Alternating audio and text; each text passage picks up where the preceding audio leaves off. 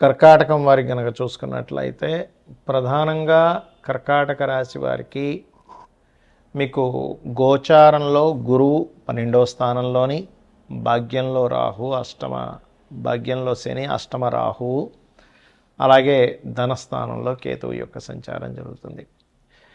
అయితే మనం ఇప్పుడు కూడా ఉగాది నుంచే మనకి కొత్త సంవత్సర ఫలితాలు, కాకపోతే జనవరి నుంచి డిసెంబర్ వరకు కొంతమంది కొన్ని ప్లానింగ్స్ ఉంటాయి కాబట్టి ఆంగ్ల సంవత్సర సంబంధంగా మనం చెప్పుకుంటున్నాం. అయితే ఈ యొక్క విషయాలు చెప్తుంది నేనైనప్పటికీ కూడా చెప్పిస్తుంది సాక్షాత్ లలిత అమ్మవారిగా భావిస్తూ, ప్రధానంగా ఇక్కడ మీకు ధనపరమైనటువంటి విషయాల్లో బాగుండాలి, ఎక్కడ ఆటంకాలు కలగకుండా మీకు రావాల్సిన ధనం మీకు రావాలి, మీరు ఇవ్వాల్సింది సక్రమంగా మీరు చెల్లించాలి అంటే ధనభావంలో కేతుగ్రహం ఉంది కాబట్టి కేతుగ్రహము దగ్గర దీపారాధన చేయండి ప్రధానంగా.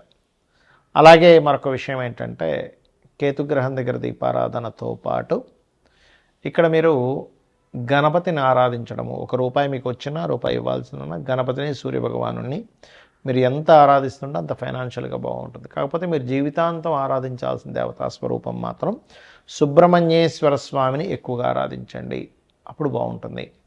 అలాగే మీకు 12వ స్థానంలో ఉండేటువంటి గురువు 6వ స్థానాన్ని చూస్తున్నాడు కాబట్టి రుణాలకు సంబంధించిన ప్రయత్నాలు ఏవైతే ఉంటాయో ఆ యొక్క ప్రయత్నాలు సఫలీకృతం అవుతాయి, అందులో ఎటువంటి సందేహం లేదు.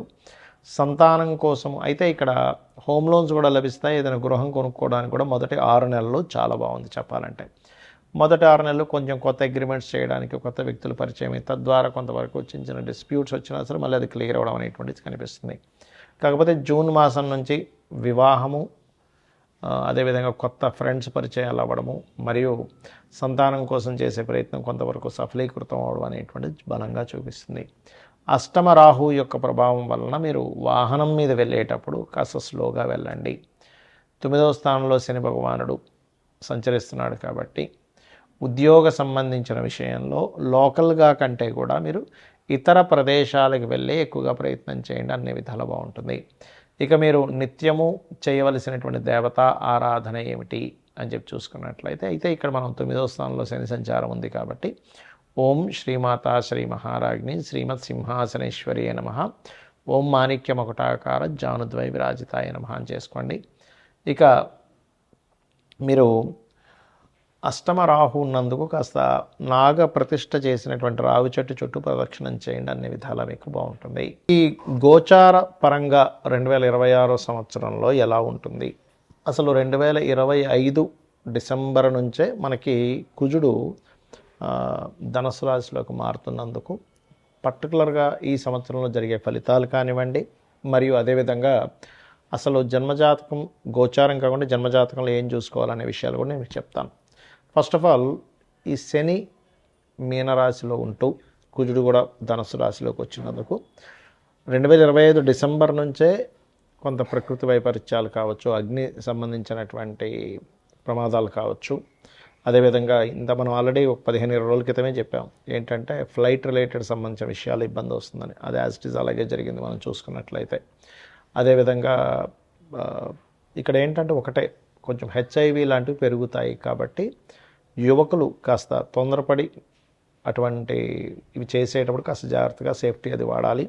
అదేవిధంగా మరొక విషయం ఏంటంటే ఇక్కడ కమ్యూనికేషన్ రంగాలు అండ్ సాఫ్ట్వేర్ రిలేటెడ్ సంబంధించిన క్రాష్ అవ్వడము, లేకపోతే షేర్ మార్కెట్, క్రిప్టో కరెన్సీ లాంటివి క్రాష్ అవ్వడం, మనం సరదాగా ఏదైనా మాట్లాడినా కూడా అది కొంచెం వైరల్ అవ్వడము, ప్రతి చిన్న విషయాన్ని కొన్ని ఇప్పుడు ఇవాళ రేపు మనం చూస్తూ ఉంటాం యూట్యూబ్ కానీ ప్రెస్ కానీ అలాంటివి కొంచెం వైరల్ చేయడం అనేటువంటివి చూపిస్తున్నాయి.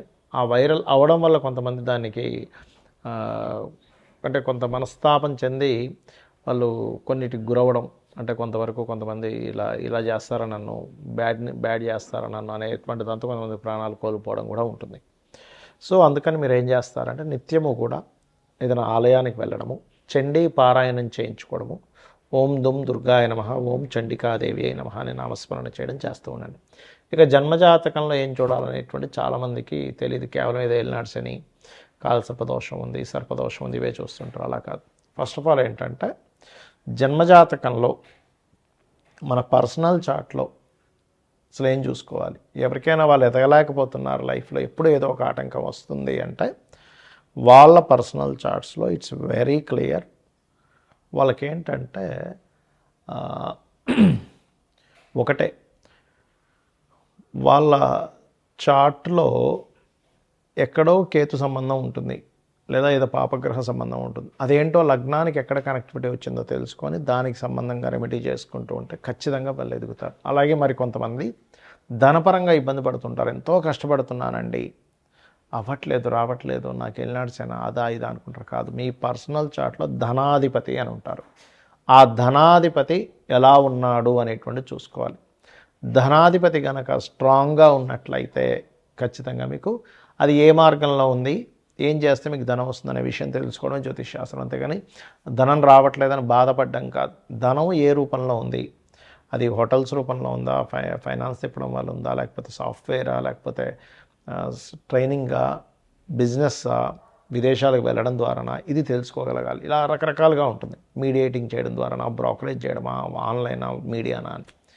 అలాగే కొంతమందికి అన్నదమ్ములతో గొడవలు వస్తుంటాయి. పూర్వజన్మ కర్మ అన్నదమ్ముల రూపంలోని, తల్లి రూపంలో, తండ్రి రూపంలో వస్తుంది. వాళ్ళ వల్ల మీరు ఇంకొంచెం సఫర్ అవుతూ ఉంటారు. అలాంటప్పుడు వాళ్ళతో వీలైనంత మట్టుకు ఎక్కువ గొడవల్లోకి వెళ్ళకపోతే ఆ కర్మ అనేటువంటిది పెరగదు, గుర్తుపెట్టుకోండి. అదేవిధంగా మీరు ఏ ఫేసింగ్ ఇంట్లో ఉంటే మీకు కలిసి వస్తుంది, ఏ సంవత్సరంలో మీరు ఇల్లు కొనుక్కుంటే బాగుంటుంది, ఏ సంవత్సరంలో మీరు వివాహం చేసుకుంటే బాగుంటుంది, ఏ సంవత్సరంలో మీరు ఇన్వెస్ట్మెంట్స్ చేస్తే బాగుంటుంది, ప్రతి దానికి కూడా positive trigger and negative trigger అని ఉంటుంది. అంటే పాజిటివ్ ట్రిగర్ పడ్డప్పుడేమో మీరు చేసే ఇన్వెస్ట్మెంట్స్, మీరు తీసుకునే డెసిషన్స్ చాలా బాగుంటాయి, గుర్తుపెట్టుకోండి. అంటే చాలా బాగా కలిసి వస్తుంది. నెగిటివ్ ట్రిగర్ అయ్యేటప్పుడు మీరు చేసే ఇన్వెస్ట్మెంట్స్ కానీ, ఆలోచన కానీ, ప్లానింగ్ కానీ అవన్నీ కూడా తిప్పి కొడతాయి. అరే వేస్ట్ అయిపోయింది అంటూ ఉంటాం, డెడ్ ఇన్వెస్ట్మెంట్ అయిపోయింది, డబ్బులు కట్టే అంటూ ఉంటాం. అటువంటివి జరుగుతూ ఉంటాయి, గుర్తుపెట్టుకోండి. అలాగే మరొక విషయం ఏంటంటే, ఇక్కడ గమనించినట్లయితే, సరే జాతకం తెలీదు, మీరు ఒకటే గుర్తుపెట్టుకోండి, జన్మ జాతకం తెలియదు, ఏమీ తెలియదు అనుకునేవారు రోజు నిత్యము లలితా సహస్రనామాల యొక్క శ్రవణము లేదా పఠనము ఉదయం సాయంత్రం చేయండి. ఖచ్చితంగా మీకు బాగుంటుంది. శ్రీమాత్రే నమః.